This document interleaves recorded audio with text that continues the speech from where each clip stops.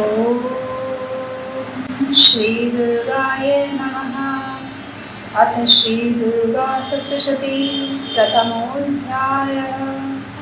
मेधा ऋषि का राजा सुरथ और समाधि को भगवती की महिमा बताते हुए मधुकैटभ वध का प्रसंग सुनाना। प्रथम चरित्र के ब्रह्मा ऋषि, महाकाली देवता, गायत्री छंद, नंदा शक्ति, रक्तदंतिका बीज, अग्नि तत्व और ऋग्वेद स्वरूप हैं। श्री महाकाली देवता की प्रसन्नता के लिए प्रथम चरित्र के जप में विनियोग किया जाता है। भगवान विष्णु के सो जाने पर मधु और कैटभ को मारने के लिए कमंजन्मा ब्रह्मा जी ने जिनका स्तवन किया था, उन महाकाली देवी का मैं सेवन करता हूँ। वे अपने 10 हाथों में खड्ग, चक्र, गदा, बाण, धनुष, पड़ेल, शूल, भुषुंडी, मस्तक और शंख धारण करती हैं। उनके 3 नेत्र हैं। वे समस्त अंगों में दिव्य आभूषणों से विभूषित हैं। उनके शरीर की कांति नीलमणि के समान है तथा वे 10 मुख और 10 पैरों से युक्त हैं।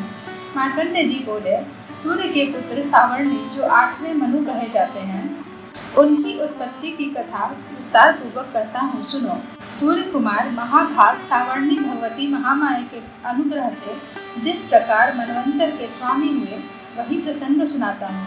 पूर्व काल की बात है। स्वारोचिस मनवंतर में सुरथ नाम के एक राजा थे, जो चैत्र वंश में उत्पन्न हुए थे। उनका समस्त भूमंडल पर अधिकार था। वे प्रजा का अपने औरस पुत्रों की भांति धर्म पूर्वक पालन करते थे। तो भी उस समय कोला विध्वंसी नाम के क्षत्रिय उनके शत्रु हो गए। राजा सुरथ की दंड नीति बड़ी प्रबल थी। उनका शत्रुओं के साथ संग्राम हुआ। यद्यपि कोला विध्वंसी संख्या में कम थे, तो भी राजा सुरथ युद्ध में उनसे परास्त हो गए। तब वे युद्धभूमि से अपने नगर की ओर लौट आए और केवल अपने देश के राजा होकर रहने लगे। समूची पृथ्वी से अब उनका अधिकार जाता रहा, किंतु वहां भी उन प्रबल शत्रुओं ने उस समय महाभाग राजा सुरथ पर आक्रमण कर दिया। राजा का बल क्षीण हो चला था, इसलिए उनके दुष्ट, बलवान एवं दुरात्मा मंत्रियों ने वहां उनकी राजधानी में भी राजकीय सेना और खजाने को हथिया लिया। सुरथ का प्रभुत्व नष्ट हो चुका था, इसलिए वे शिकार खेलने के बहाने घोड़े पर सवार हो वहां से अकेले ही एक घने जंगल में चले गए। वहां उन्होंने विप्रवर मेधा मुनि का आश्रम देखा, जहां कितने ही हिंसक जीव अपनी स्वाभाविक हिंसा वृत्ति छोड़कर परम शांत भाव से रहते थे। मुनि के बहुत से शिष्य उस वन की शोभा बढ़ा रहे थे। वहां जाने पर मुनि ने उनका सत्कार किया और वे उन मुनि श्रेष्ठ के आश्रम पर इधर उधर विचरते हुए कुछ काल तक रहे।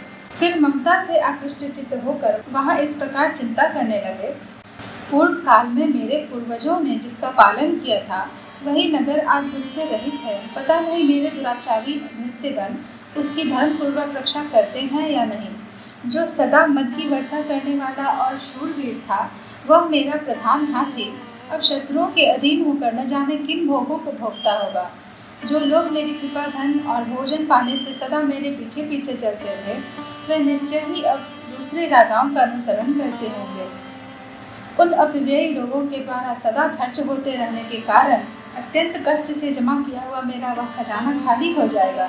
ये तथा और भी कई बातें राजा सुरथ निरंतर सोचते रहते थे। एक दिन उन्होंने वहां विप्रवर मेधा के आश्रम के निकट एक वैश्य को देखा और उससे पूछा, भाई तुम कौन हो? यहाँ तुम्हारे आने का क्या कारण है? तुम क्यों शोकग्रस्त और अनमने से दिखाई देते हो? राजा सुरथ का यह प्रेम पूर्वक कहा हुआ वचन सुनकर वैश्य ने विनीत भाव से उन्हें प्रणाम करके कहा। वैश्य बोला, राजन, मैं धनियों के कुल में उत्पन्न एक वैश्य हूँ। मेरा नाम समाधि है। मेरे दुष्ट स्त्री पुत्रों ने धन के लोभ से मुझे घर से बाहर निकाल दिया है। मैं इस समय धन, स्त्री और पुत्रों से वंचित हूँ। मेरे विश्वसनीय बंधुओं ने मेरा ही धन लेकर मुझे दूर कर दिया है, इसलिए दुखी होकर मैं वन में चला आया हूँ। यहाँ रहकर मैं इस बात को नहीं जानता कि मेरे पुत्रों की, स्त्री की और स्वजनों की कुशल है या नहीं। इस समय घर में वे कुशल से रहते हैं अथवा उन्हें कोई कष्ट है। वे मेरे पुत्र कैसे हैं? क्या वे सदाचारी हैं अथवा दुराचारी हो गए हैं? राजा ने पूछा, जिन लोभी स्त्री पुत्र आदि ने धन के कारण तुम्हें घर से निकाल दिया, उनके प्रति तुम्हारे चित्त में इतना स्नेह का बंधन क्यों है? वैश्य बोला, आप मेरे विषय में जैसी बात करते हैं वह सब ठीक है, किंतु क्या करूं, मेरा मन निष्ठुरता नहीं धारण करता। जिन्होंने धन के लोभ में पड़कर पिता के प्रति स्नेह, पति के प्रति प्रेम तथा आत्मीय जन के प्रति अनुराग को तिलांजलि दे मुझे घर से निकाल दिया है, उन्हीं के प्रति मेरे हृदय में इतना स्नेह है। महामते, गुणहीन बंधुओं के प्रति भी मेरा चित्त इस प्रकार प्रेम मग्न हो रहा है, यह क्या है? इस बात को मैं जानकर भी नहीं जान पाता। उनके लिए मैं लंबी सांसें ले रहा हूँ और मेरा हृदय अत्यंत दुखित हो रहा है।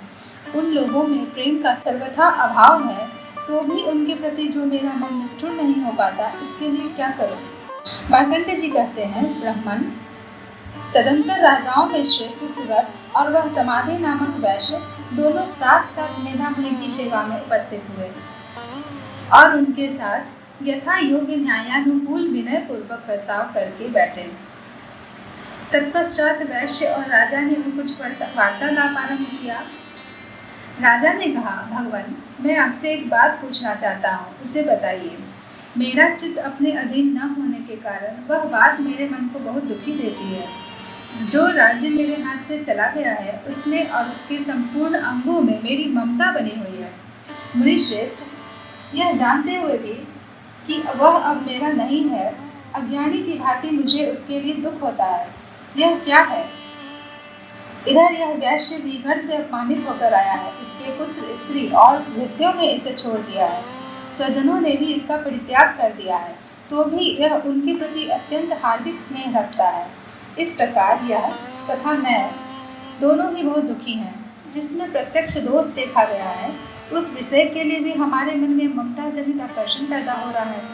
महाभाग, हम दोनों समझदार हैं, तो भी हम में जो मोह पैदा हुआ है, यह क्या है?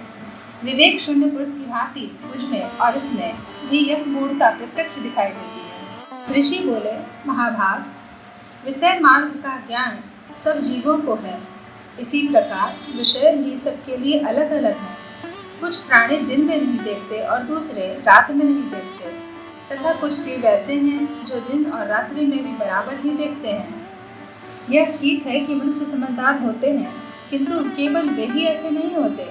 पशु, पक्षी और मृग आदि सभी प्राणी समझदार होते हैं। मनुष्यों की समझ भी वैसी ही होती है जैसी उन मृग और पक्षियों की होती है, तथा जैसी मनुष्यों की होती है वैसी उन मृग, पक्षी आदि की होती है। यह तथा अन्य बातें भी प्रायः दोनों में समान ही है। समझ होने पर भी इन पक्षियों को तो देखो, वे स्वयं भूख से पीड़ित होते हुए भी मोहवश बच्चों की चोंच में कितने चाव से अन्न के दाने डाल रहे हैं। नरश्रेष्ठ, क्या तुम नहीं देखते कि ये मनुष्य समझदार होते हुए भी लोभवश अपने किए हुए उपकार का बदला पाने के लिए पुत्रों की अभिलाषा करते हैं? यद्यपि उन सब में समझ की कमी नहीं है, तथापि वे संसार की स्थिति, जन्म मरण की परंपरा बनाए रखने वाले भगवती महामाया के प्रभाव द्वारा ममतामय भंवर से युक्त मोह के गहरे गर्त में गिराए गए हैं। इसलिए इसमें आश्चर्य नहीं करना चाहिए। जगदीश्वर भगवान विष्णु की योग निद्रा रूपा जो भगवती महामाया है, उन्हीं से यह जगत मोहित हो रहा है। वे भगवती महामाया देवी ज्ञानियों के भी चित्त को बलपूर्वक खींचकर मोह में डाल देती हैं। वे ही इस संपूर्ण चराचर जगत की सृष्टि करती हैं, तथा वे ही प्रसन्न होने पर मनुष्यों को मुक्ति के लिए वरदान देती हैं। वे ही पराविद्या, संसार बंधन और मोक्ष की हेतुभूता सनातनी देवी तथा संपूर्ण ईश्वरों की भी अधीश्वरी हैं। राजा ने पूछा, भगवान, जिन्हें आप महामाया कहते हैं, वे देवी कौन है? ब्राह्मण, उनका आविर्भाव कैसे हुआ तथा उनके चरित्र कौन कौन है? ब्रह्मवेत्ताओं में श्रेष्ठ भर से उन देवी का जैसा प्रभाव हो और जैसा स्वरूप हो और जिस प्रकार प्रादुर्भाव हुआ हो, वह सब मैं आपके मुझ से सुनना चाहता हूँ। ऋषि बोले, राजन, वास्तव में तो वे देवी नित्य स्वरूपा ही हैं। संपूर्ण जगत उन्हीं का रूप है तथा उन्होंने समस्त विश्व को व्याप्त कर रखा है। तथापि उनका प्रकट अनेक प्रकार से होता है, वह मुझसे सुनो। यद्यपि वे नित्य और अजन्मा हैं, तथापि जब देवताओं का कार्य सिद्ध करने के लिए प्रकट होती हैं, उस समय लोक में उत्पन्न हुई कहलाती हैं। कल्प के अंत में जब संपूर्ण जगत एकार्णव में निमग्न हो रहा था और सबके प्रभु भगवान विष्णु शेषनाग की सैया पर बिछाकर योग निद्रा का आश्रय ले सो रहे थे, उस समय उनके कानों के मैल से दो भयंकर असुर उत्पन्न हुए, जो मधु और कैटव नाम से विख्यात थे। वे दोनों ब्रह्मा जी का वध करने को तैयार हो गए। भगवान विष्णु के नाभि कमल में विराजमान प्रजापति ब्रह्मा जी ने जब उन दोनों भयानक असुरों को अपने पास आया और भगवान को सोया हुआ देखा, तब एकाग्रचित्त होकर उन्होंने भगवान विष्णु को जगाने के लिए उनके नेत्रों में निवास करने वाली योग निद्रा का स्तवन आरंभ किया, जो इस विश्व की अधीश्वरी, जगत को धारण करने वाली, संसार का पालन और संहार करने वाली तथा तेज स्वरूप भगवान विष्णु की अनुपम शक्ति है। उन्हीं भगवती निद्रा देवी की भगवान ब्रह्मा स्तुति करने लगे। ब्रह्मा जी ने कहा, देवी तुम्ही स्वाहा, तुम्ही स्वधा और तुम्ही वसटकार हो। स्वर भी तुम्हारे ही स्वरूप है। तुम्ही जीवनदायिनी सुधा हो।